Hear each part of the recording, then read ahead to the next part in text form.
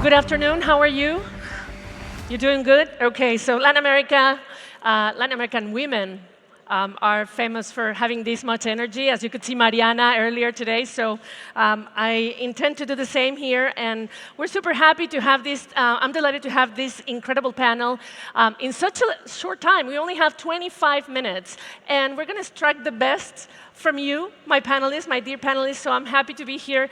So you've talked, the first part of the session was the future of global energy, part one, the view from the government. And now we're going to be talking about the business, the view from the business. The companies, the energy companies, but also banking, allocating capital, the speed at which it can be done.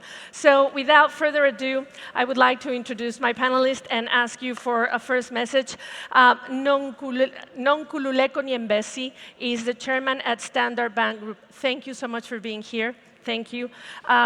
Christian, well, no, not Christian, Matt Kolesar. He's the chief environmental scientist at ExxonMobil Corporation. We're going to talk about science and how energy companies are evolving. Then Christian Deseglise, managing director from Group Head of Sustainable Infrastructure and Innovation at HSBC. He has held a number of positions at HSBC. And thank you, Raad Al-Saady. He is the vice chairman and managing director at ACWA Power. What a great example to understand how you evolve and you talk about energy security. Africa and Latin America have things in common, from strengths, potential, and what we need is also development. So how are we evolving into this transition, energy transition, without forgetting about development? So since we are in Latin America, and Brazil is the door of Latin America today, I would like you to start with the message for Latin Americans, whether governments, citizens, entrepreneurs, that we need to learn right now when speed is of the essence. Thank you very much, Gabby. I must just say, firstly, it's wonderful to be here. The last time I was here, we were visiting as a family, and we loved Rio, and so happy to come back.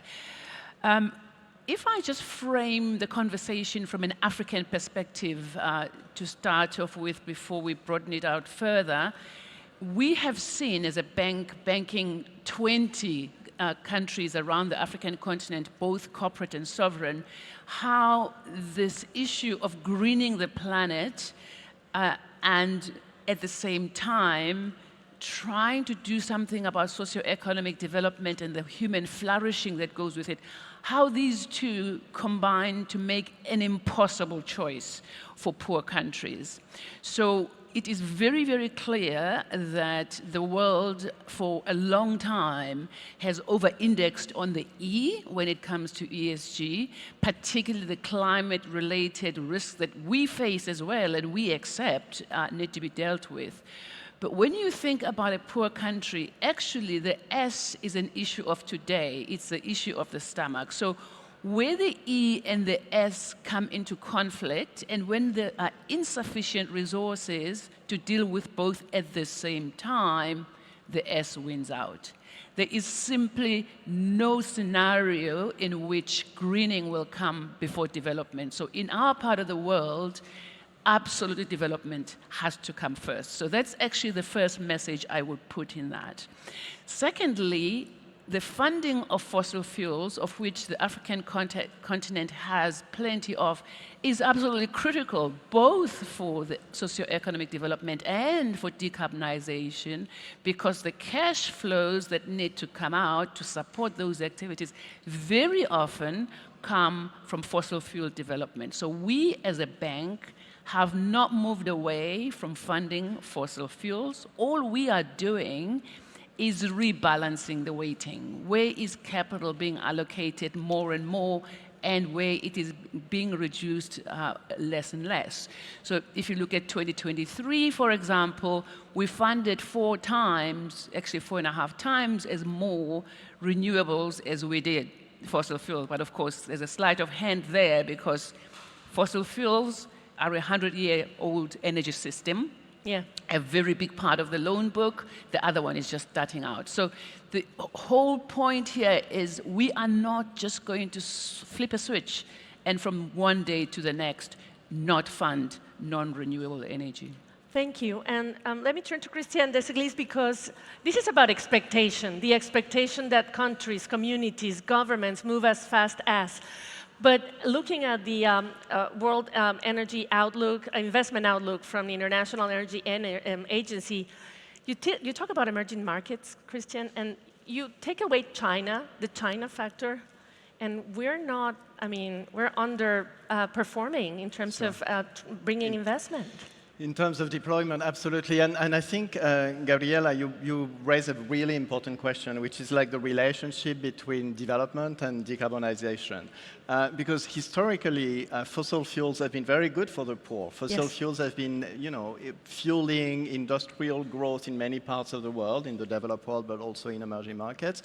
And now the question is, how do we make decarbonization a developmental opportunity at the same time? So we start to see that in the developed markets. So we see very, very strong growth of renewables in Europe, in the US. You start seeing that also in Brazil and in India, China, absolutely.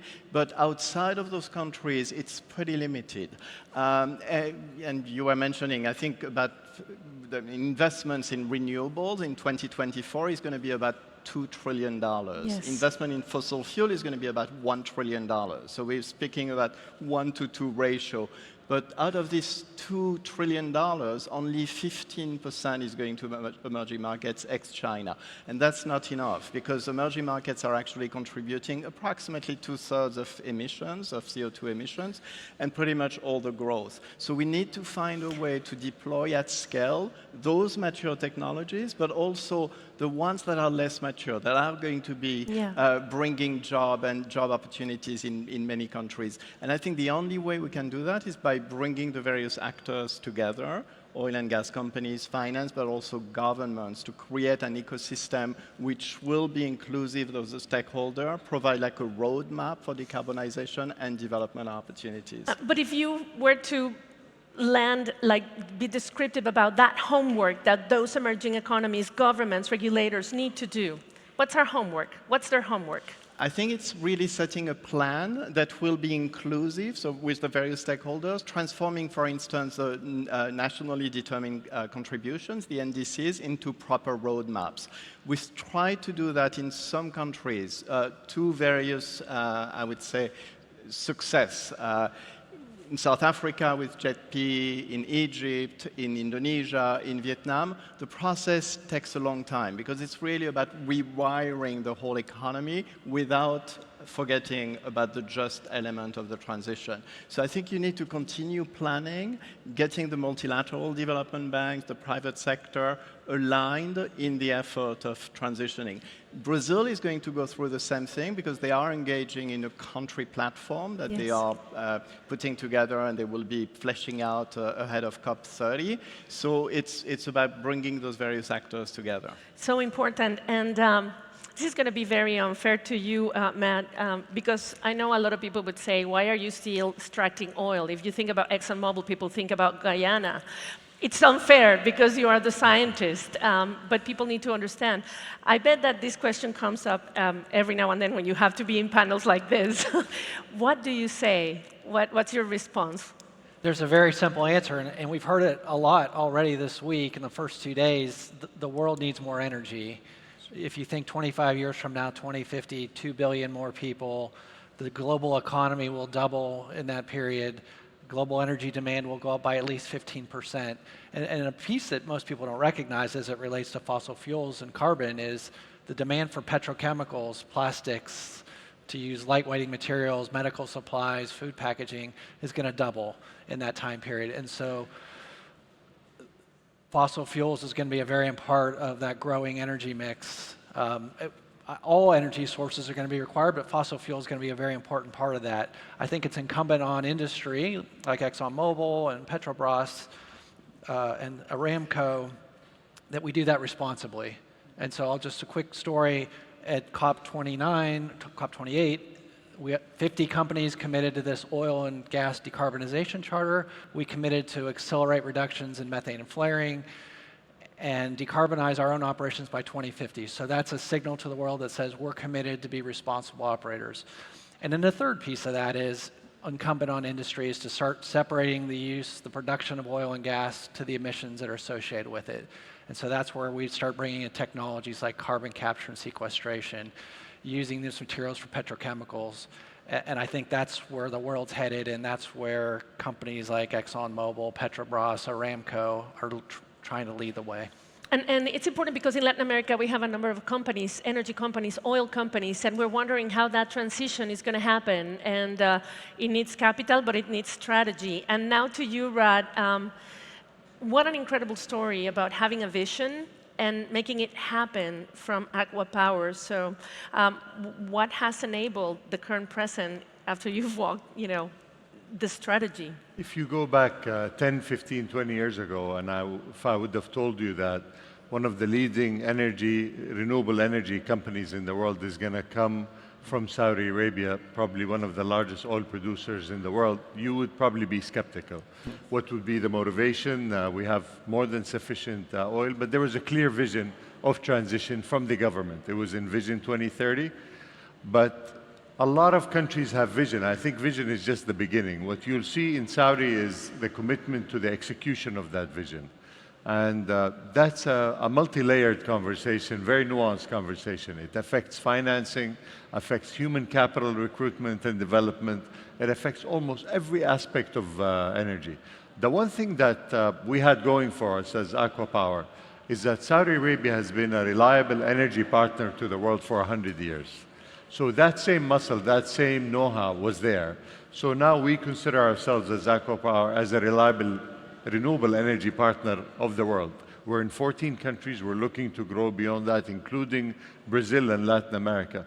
And I think the foundation is here for what it takes to significantly grow the global partnerships in renewable energy in Brazil. We heard earlier today in the statements the vision for increasing green hydrogen here in Brazil and renewable. As you know, ACWA Power is the world's largest green hydrogen producer.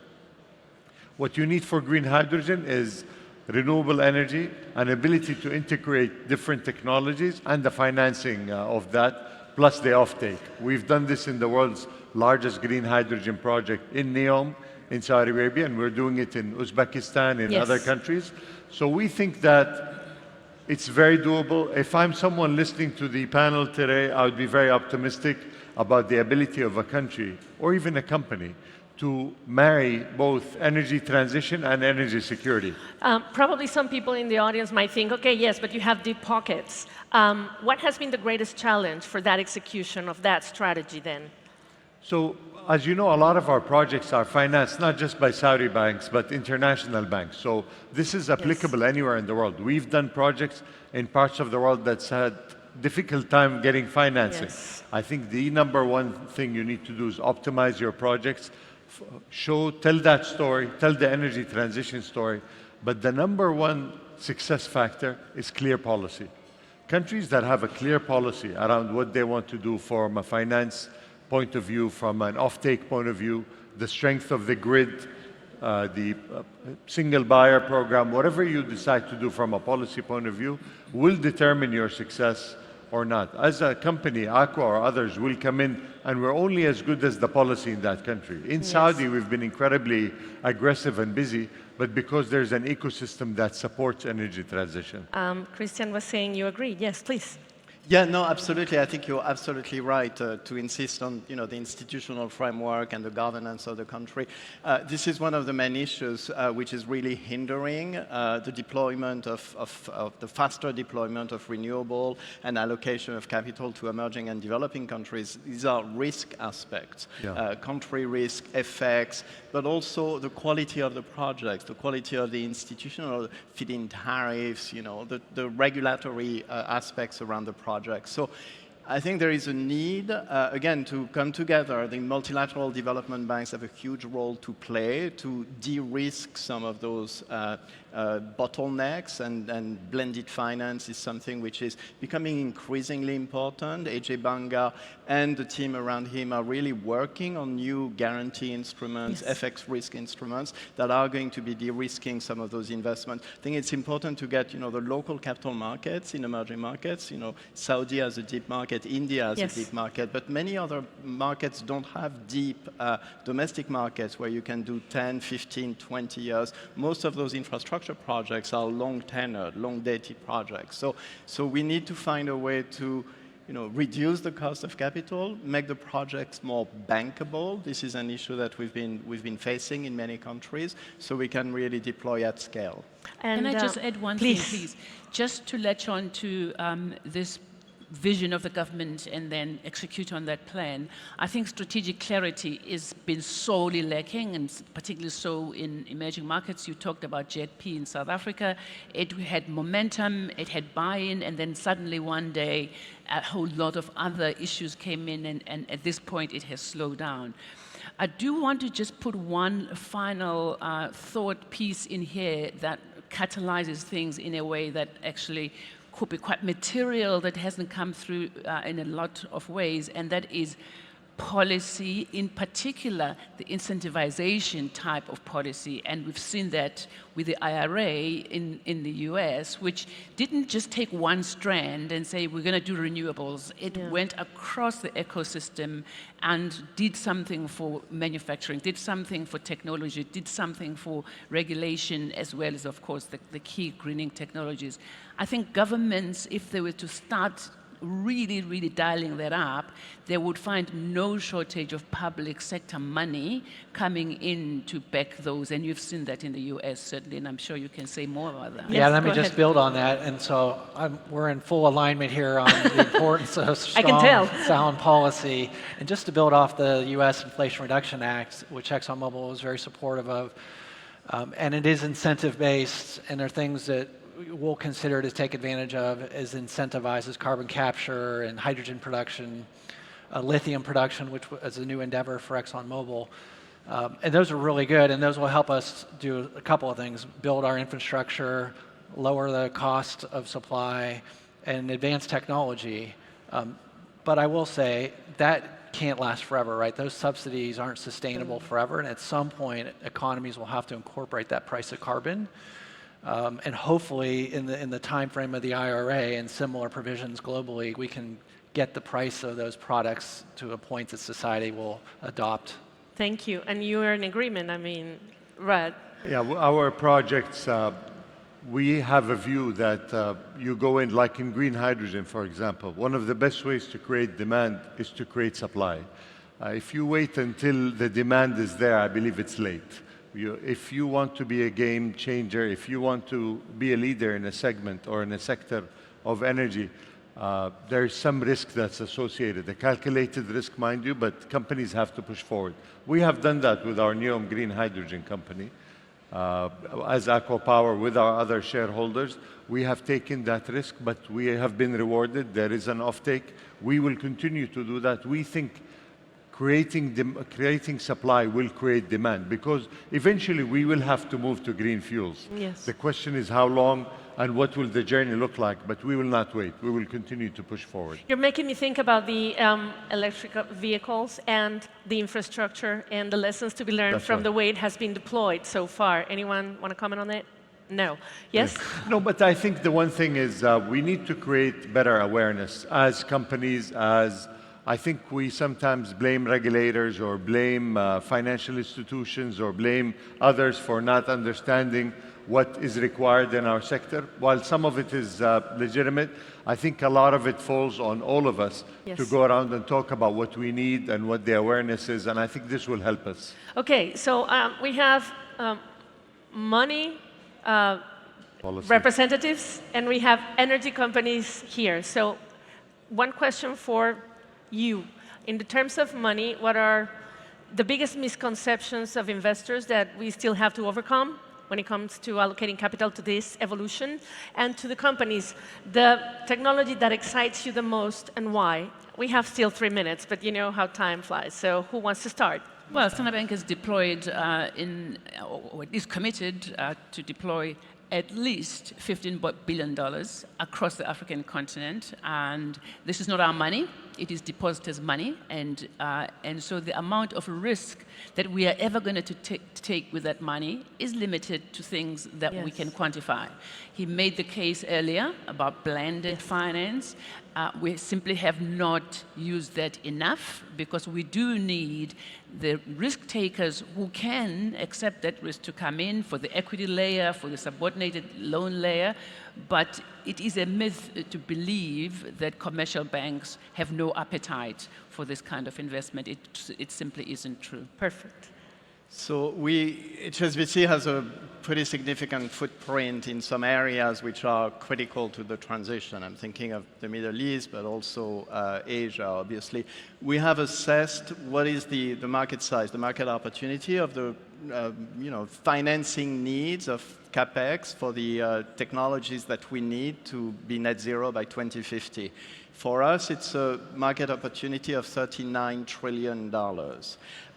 So there is obviously a lot of incentive for us to position ourselves, understand what the technologies are going to be. There are some mature technologies. We've been talking a lot about renewables and solar and wind, but there are also more nascent technologies. We estimate that approximately 35% of the reduction in emissions that we need by 2050 will come from technologies that barely exist today, or they're not commercial in nature. So how do we make them commercial? Whether it's direct air capture, green hydrogen, and so on and so forth. So this is a huge opportunity and a real need to work together with energy, oil and gas companies and renewable companies and governments to work on solutions. Thank you. We have a minute left. Please. I have two very short answers. I think hydrogen is going to be an incredible advancement. There's a ton of opportunity for that. We know how to make hydrogen. We've been making it for a very long time. That's right. As we advance technology to make it cheaper and scalable. And the other one is carbon capture. Again, we know how to do that. Can we drive the price point down that it makes it seamless for society to adopt? Thank you. So I'll say that I agree, hydrogen is the future. Green hydrogen specifically, we believe is the future. Today, there are a few things that are stopping us from scale at a competitive rate globally. One of them is shipping of hydrogen, which today does not exist. We have to go through different routes. And second is the product itself of separating the oxygen from the hydrogen is still expensive. We believe there's a lot of optimization like we did in solar, and I think the future is bright for green hydrogen. Okay, 15 seconds left, and only to say thank you to the panelists. We made it, 9 seconds, 8 seconds, so thank you for your presence, and I hope this has been useful to take home with all your insight. Thank you, my panelists. Thanks. Thank you.